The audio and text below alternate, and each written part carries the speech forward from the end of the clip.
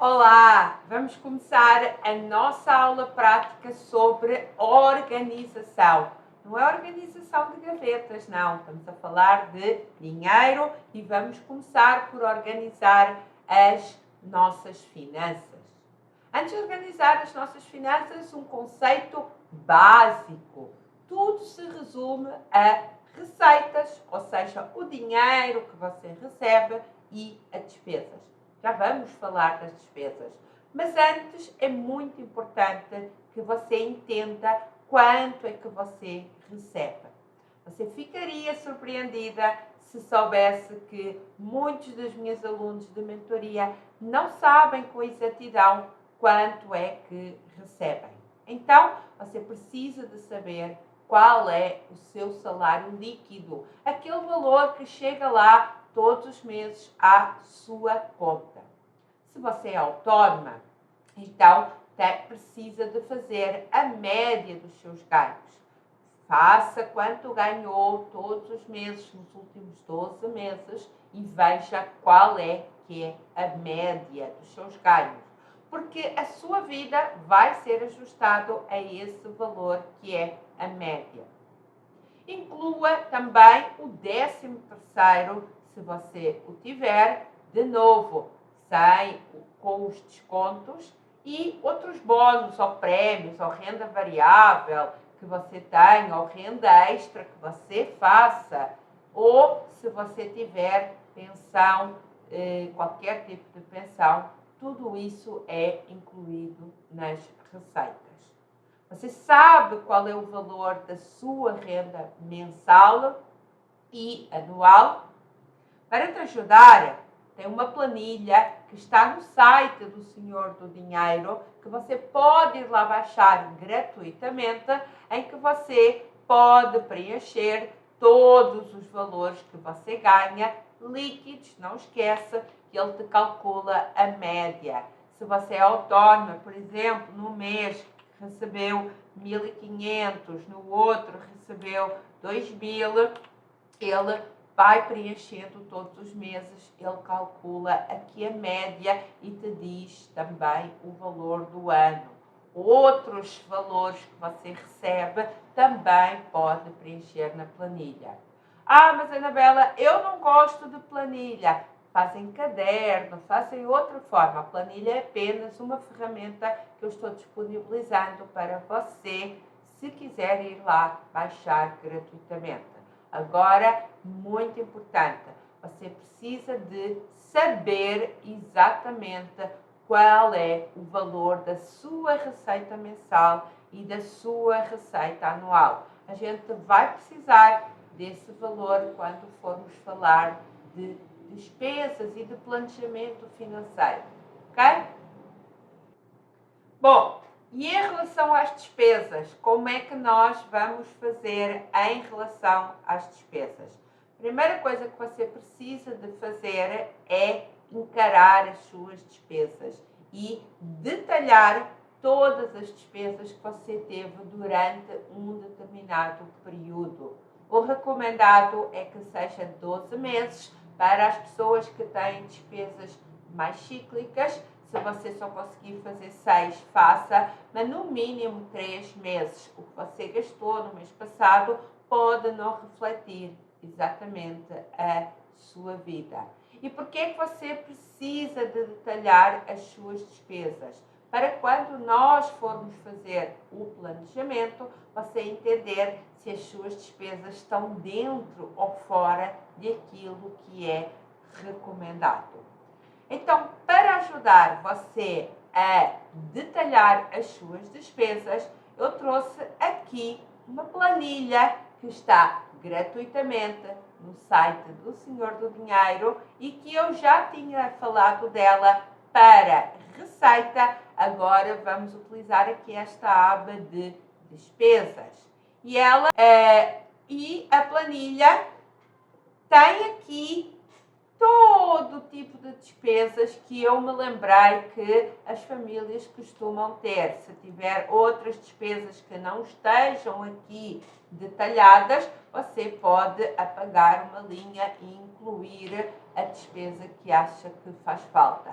e elas já estão agrupadas por categoria. O que é da casa, o que é das despesas pessoais, o que é de transporte. Então, a minha sugestão para as despesas é que você tente detalhar com mais detalhe possível todas as despesas que você teve num período, para você ter a noção de quanto é que você tem de despesas por categoria. Ok, eu entendi, eu já sei que vou ter de detalhar as minhas despesas. E como é que eu depois vou organizar isso? A gente já vai falar em mais detalhe a minha sugestão para você fazer um planejamento, mas a forma de você gerir o dinheiro depois no dia a dia para as suas despesas é a forma que você gostar mais. Você pode utilizar, por exemplo, o método dos envelopes, em que você sabe que tem R$500 para a casa, R$200 para o transporte e coloca lá uma série de envelopes e vai tirando de lá. Não é muito moderno, mas ainda tem algumas pessoas que utilizam sim. Você pode utilizar, como eu utilizo a planilha, aquela planilha que eu acabei de vos mostrar, em que se eu todo mês, toda a semana, cada vez que eu fizer determinada despesa, eu vou lá à planilha e vou registar. Anabela, mas então quer dizer que eu vou ter de andar com a planilha sempre? Não, você vai criar a sua rotina. Como é que eu faço? Eu pago tudo com o cartão e aí eu tiro um dia da semana, 30 minutinhos, vou lá ver o extrato do cartão e vou colocar na planilha. Eu faço uma vez por semana para ter sempre as minhas despesas bem detalhadas, bem organizadas e eu saber como é que eu estou gastando nesse mês. Você pode utilizar o planner se for daquelas meninas que gostam muito da papelaria, de canetas coloridas, tem planners muito bons.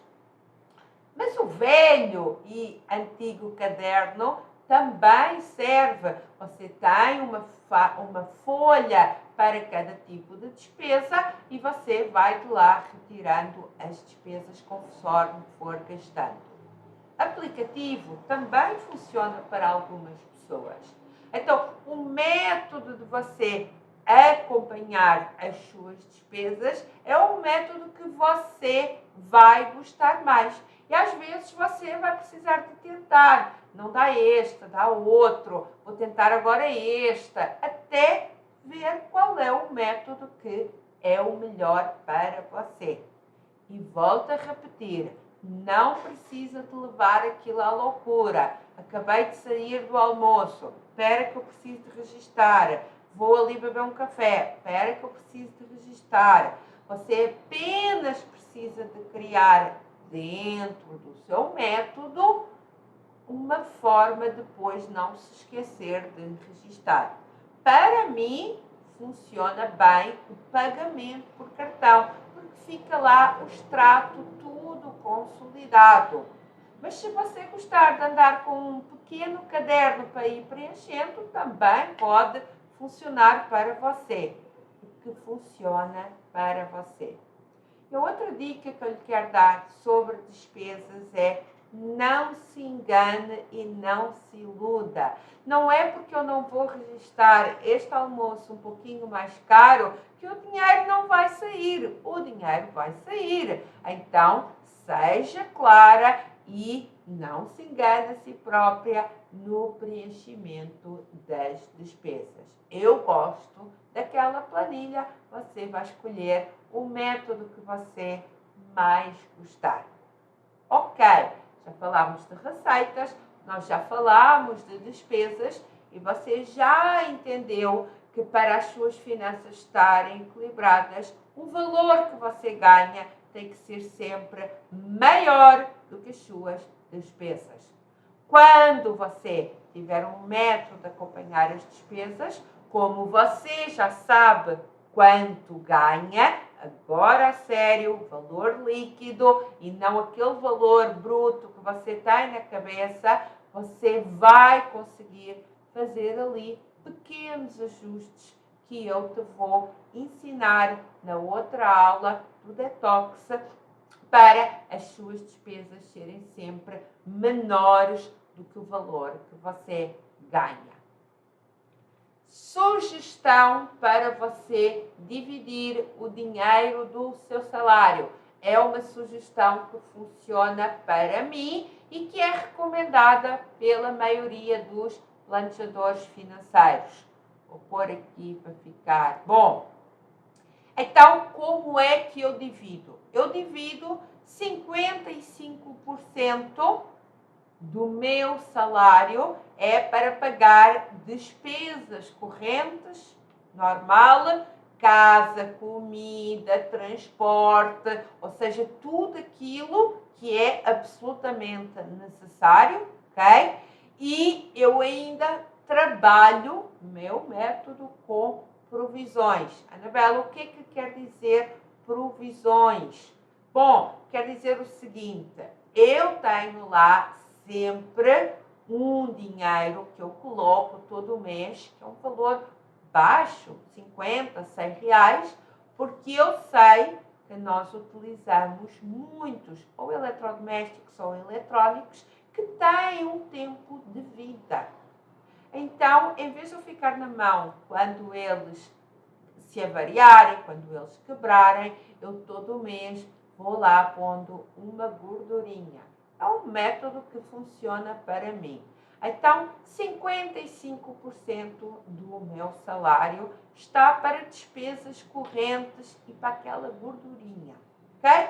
Água, luz, a sua casa, a sua comida, tudo o que tem a ver, que é absolutamente obrigatório. Depois, eu dedico 15% para metas. Eu vou te ensinar a definir metas. Tem metas de curto prazo, médio prazo, longo prazo. E eu tenho metas. E você também precisa de ter metas, porque se você não tiver metas, você não vai achar gostoso fazer este planejamento. Este planejamento só faz sentido porque vai permitir você realizar as suas metas. Quais são as suas metas? Comprar casa, comprar um carro, fazer uma viagem, fazer uma cirurgia, qualquer que seja a sua meta. Vou falar numa das outras aulas sobre como é que você vai dividir as metas. Depois, tenho uma parte para liberdade financeira ou aposentadoria, ou seja, muito para o meu futuro. Eu dedicava 15% para a minha liberdade financeira, eu atingi já a liberdade e agora continuo a pôr os mesmos 15% lá para o futuro. Depois, eu dedico 10% do meu salário para diversão e hobbies. Diversão, o meu lazer, eu ir ao cinema, eu ir jantar. A própria academia eu coloco aqui na diversão e hobbies, ok? E eu dedico 5% a conhecimento, cursos, livros, tudo isso, palestras, tudo isso eu estou todo mês lá colocando. Claro que eu não utilizo todo mês, não compro livros nem cursos todo mês, mas também alguns são bastante caros, então eu estou lá sempre fazendo uma reserva de conhecimento, ok? E como é que, voltando agora àquilo que nós falámos anteriormente, como é que depois eu divido isto? Bom, eu vou falar como é que eu faço depois esta divisão na prática, ok? Estes 55% que tem a ver com despesas obrigatórias, no início do mês, quando eu tenho o meu dinheiro, eu coloco numa conta apartada. Por quê? Porque ao longo do mês eu já sei que vai sair de lá dinheiro e aquele já está garantido, que é o dinheiro que eu vou pagar o aluguel, que às vezes é no dia 5, depois vem a conta da luz, que é no dia 10, depois vem a conta do gás, que é no dia 20, e eu tenho que supermercado durante o mês todo. Então, a parte das minhas despesas correntes relacionadas com a casa, para quem tem filhos, despesa do colégio, que tem várias datas, ou seja, tudo o que tem a ver com despesa obrigatória relacionada com a gestão da casa ou a gestão familiar, eu coloco numa conta apartada e só uso essa conta, esse cartão, para pagar despesas relacionadas com a casa, ok? No seu caso, se tiver filhos, relacionados com as despesas do seu filho, ok? Depois, estes 15% de metas e os 15% para a minha aposentadoria, eu coloco na corretora. Quando a gente for falar em investimentos, vamos voltar a falar disso, ok? 10% de diversão e hobbies. É o dinheiro que eu posso gastar como eu quiser. Eu posso ir ao salão todos os dias. E aí eu não tenho dinheiro para jantar no restaurante. Eu posso ir ao cinema todos os dias, mas não sobra dinheiro para a academia. Mas é o dinheiro que está na minha conta corrente, no meu cartão, e que eu posso gastar livremente. Quando acabar, acabou a diversão e os hobbies. E com o tempo, você vai aprender a se programar, talvez tirar algum para a semana. Você depois, como é o seu dinheiro livre, pode gastar como quiser naquilo que você prioriza, como falámos na última aula. Agora, o que não pode é, porque gastou o dinheiro da diversão e dos hobbies, e pegar no dinheiro da casa. A coisa não vai fechar. Se mentalize, você é você, tudo que está relacionado com a gestão da casa ou gestão familiar é outra. E a minha recomendação é que crie contas apartadas, ok?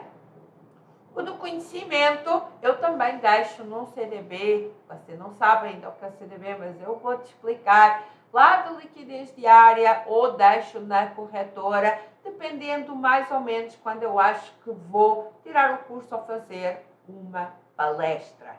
Então, defina um percentual para cada classe, começa sempre por esta fase aqui da planilha, que está liberada gratuitamente no site senhordodinheiro.com. Você começa por ver as suas despesas, começa por ver aquilo que você vai conseguir reduzir, que eu te vou ensinar na próxima aula, e você começa a ter aqui uma noção por categoria. E dentro da noção da categoria, você precisa de entender aquilo que pode reduzir, que pode eliminar, de forma a não esquecer que esta é o recomendado. Metade, aproximadamente, tem que ir para as despesas obrigatórias.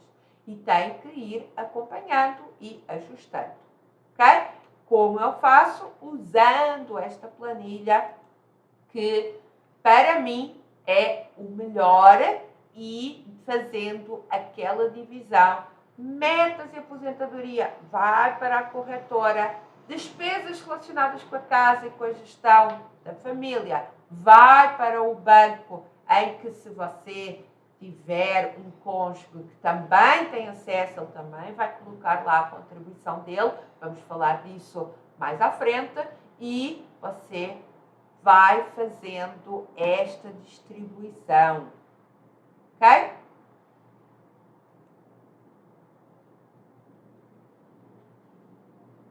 Precisamos de ter um papo sério sobre padrão de vida, ok? E muitas das pessoas dizem, aquilo que eu recebo, o meu salário, não é suficiente para as minhas despesas, ok? Então, vamos já começar aqui a trabalhar na primeira mudança de mentalidade. O seu salário é algo que você não tem o poder de mudar. Quer dizer, você tem o poder de mudar, mudando de emprego, fazendo uma evolução de carreira, fazendo uma renda extra, mas de uma forma imediata, alguém lhe propôs, contratou o seu trabalho e lhe propôs um salário, você aceitou. Ok? E são as despesas que têm que se ajustar ao salário. Não existe isto de o salário não é suficiente para as despesas. Se as despesas, se você diz o meu salário não é suficiente para as minhas despesas, são estas despesas que estão aqui a mais. Você não tem, de forma imediata, controle sobre o seu salário, mas você sempre teve controle sobre as suas despesas. Então, se a conta não está fechando, nós precisamos de repensar o nosso padrão de vida. Padrão de vida é tudo aquilo que o seu salário pode comprar. Não é aquilo que você sonha. E padrão de vida não é você cortar uma despesa aqui e pôr uma água detergente e cortar uma esponjinha. Isso não é mudar o padrão de vida. Mudar o padrão de vida é você olhar as despesas estruturais. O que é que quer dizer estruturais? Normalmente são as maiores, ok? E você ir fazer alterações, ok?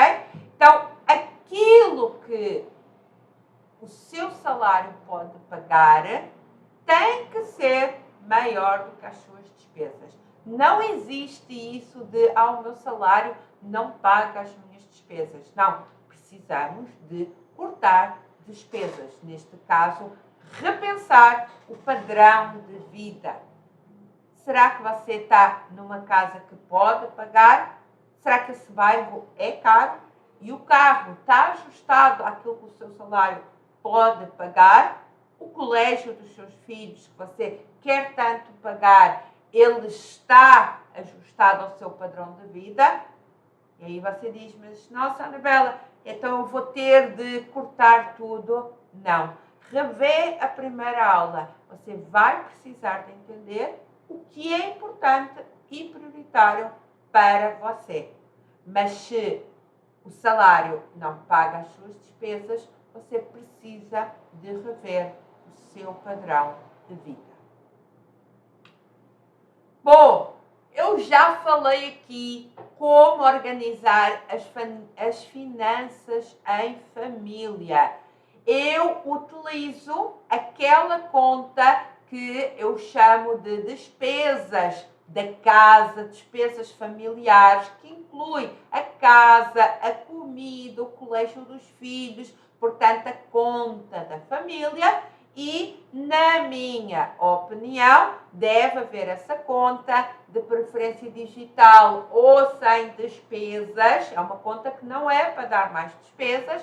E você e o seu cônjuge, eles transferem uma percentagem do salário que vocês acham justo para chegar àquele valor das despesas que você deve haver.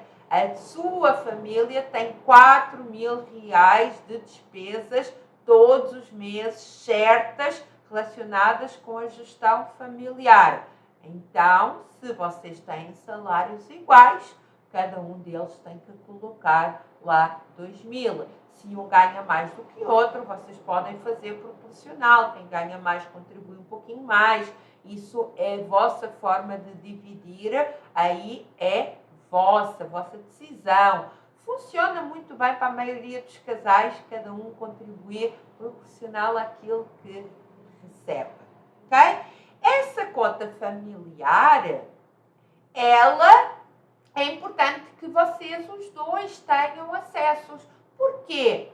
Ter 2 cartões, por exemplo, porque um tem que ter sempre um líder que vá ver se as contas estão sendo pagas no débito direto ou se você não gosta do débito direto, algo que eu realmente recomendo, débito direto, mas se você não gosta, alguém tem que ir lá pagar, precisa de ter um cartão para pagar o supermercado, então essa conta familiar os dois têm que ter acesso. E quais são os principais problemas que normalmente existem relacionados com o dinheiro na família?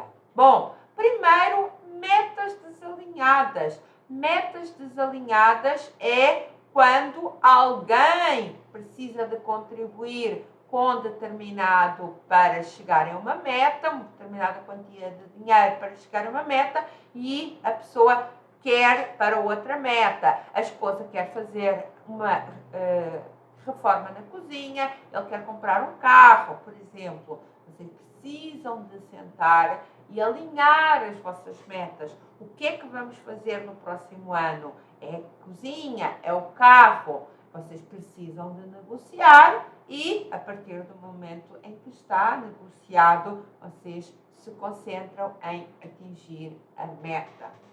O segundo problema tem a ver com as cobranças indevidas. Lembra que eu falei no planejamento que cada um vai contribuir para as despesas familiares e depois cada um vai ficar com o seu dinheiro para o seu hobby, o seu lazer, para ir ao salão, para comprar uma blusinha. Então, quando há cobranças indevidas, é porque as pessoas estão com suspeita. Ou seja, se a esposa pega no seu dinheiro de hobby e vai ao salão, é o seu dinheiro de hobby que ela pode gastar como quiser. Ela só não pode ir tirar de todos os outros compromissos, ou envelopes, ou categorias. Ok? E o mesmo para ele. Se ele gosta muito de comprar aquele videogame ou aquele whisky que você nem valoriza, se é com o dinheiro que ele tem para gastar com ele, que nós reservamos, cada um tem um valor para gastar com si próprio, então não tem que ter cobrança. O outro é a falta de liderança. Tem que haver um líder na família, nas finanças. E como estamos batendo aqui um papo de mulher para mulher, eu sugiro que seja mesmo você. Por quê? Porque figura materna que precisa de tomar conta do homem, precisa tomar conta das crianças, precisa tomar conta do dinheiro. Agora eu quero falar com você, mulher profissional e mãe. Esse sim é um equilibrismo muito difícil e que eu preciso de trazer aqui alguns conselhos. Bom, primeiro conselho que eu te posso dar é, sempre que possível, utilize a sua rede de apoio. Utilize os familiares, os amigos mais próximos, porque em especial se você é mãe sozinha, você vai precisar muito da sua rede de apoio. Não negligencie os amigos mais próximos, porque você vai precisar. O segundo conselho, e foca atenção a este conselho, que ele é muito importante, é defina o espaço e o tempo para cada área da sua vida. Você é mulher, você é profissional e você é mãe. E você tem que ter um tempo para ser cada um. Se você está trabalhando em home office, por exemplo, tem horário que você está a trabalhar. E você, dependendo da idade do seu filho, precisa ou lhe explicar o que é o horário de trabalho ou utilizar a rede de apoio ou a escola. E o contrário, quando você está com o seu filho, o trabalho tem que ser deixado de parte sempre que possível. Ou seja, defina espaço e tempo para cada área da sua vida. Evite misturar essas áreas. Não leve o stress do trabalho para sua casa. Não vá para as reuniões de trabalho dizer, nossa, o meu filho agora já sabe andar de bicicleta, a não ser que esteja ali dentro de um contexto. E se você é mulher, crie tempo para você mesma, para namorar com o seu parceiro, com o seu esposo, com a pessoa que está do seu lado, ou se você está neste momento sozinha, mas está ali tentando namorar, crie espaço para você também ser mulher. E claro que se você vai para um date, por exemplo, não vai falar que o seu filho já não usa fraldas, a não ser que esteja dentro de um contexto. Eu estou pegando aqui alguns exemplos para você entender que tem espaço para você ser mulher, profissional e mãe. Mas, apesar de eu lhe dizer para você não misturar, muitas das vezes as coisas vão acabar por sair do nosso controle. Então, se você teve que, por exemplo, faltar a uma reunião de trabalho que o seu chefe marcou porque o seu filho estava doente, assim que possível, tente se atualizar do tema da reunião e se mostre disponível para entrar nas atividades que foram definidas nessa reunião. Se você não pôde levar o seu filhinho a uma festa que estava prometida por algum compromisso profissional que você não conseguiu alterar, explique isso ao seu filho e tente depois compensar com algo que realmente também seja importante para o seu filho. E se você tem um parceiro ou está à procura de um parceiro, seja uma mulher poderosa, que seja atrativa, que tenha outros interesses para além de só falar do seu trabalho ou do seu papel como mãe. Nem sempre vai correr bem, seja generosa com você mesma, mas tente manter as 3 áreas da sua vida o mais apartadas possível, sempre que possível, e se compensa se falhar numa ou em outra.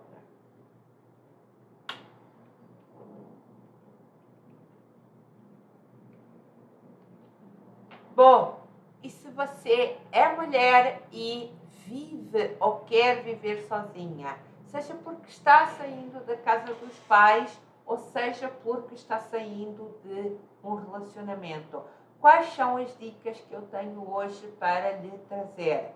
Primeiro, que você precisa de ter o seu orçamento naquela planilha que eu utilizo e que está gratuitamente no site do Senhor do Dinheiro. Você pode ir lá, baixa, e você precisa de ter o seu orçamento.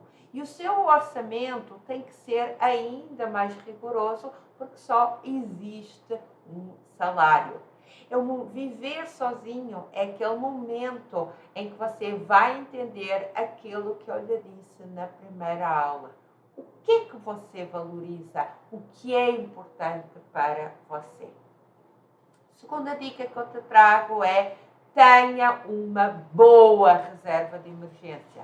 Você não vai conseguir ter logo a reserva de emergência, é óbvio que você vai construindo a pouco e pouco, mas tenha uma reserva de emergência gordinha, porque se você vive sozinha, não tem um plano B. O plano B é você e a sua dedicação.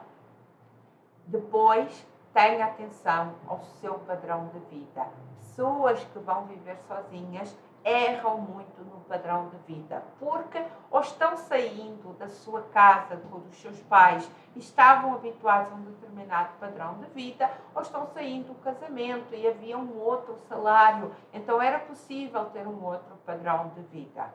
Na maioria das vezes, precisa de reduzir o padrão de vida de uma pessoa que vai viver sozinha. E na maioria das vezes precisa de reduzir drasticamente. Se calhar aquele salão que você ia mais chique tem que ser substituído por um mais simples. Aquela casa naquele bairro onde você morava pode ter de ser substituída por um bairro que você não gosta tanto.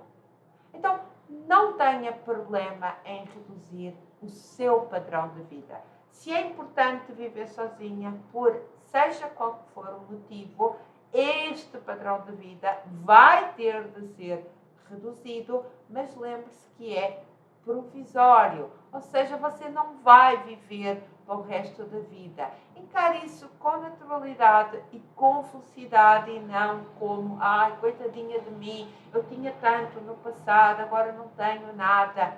É um percurso normal de todas as pessoas que vão viver sozinhas. Não se esqueça que no início, quando você for para um apartamento, se ele não tiver mobília, não tem problema nenhum você começar com pouca coisa. Tem o essencial que é para você,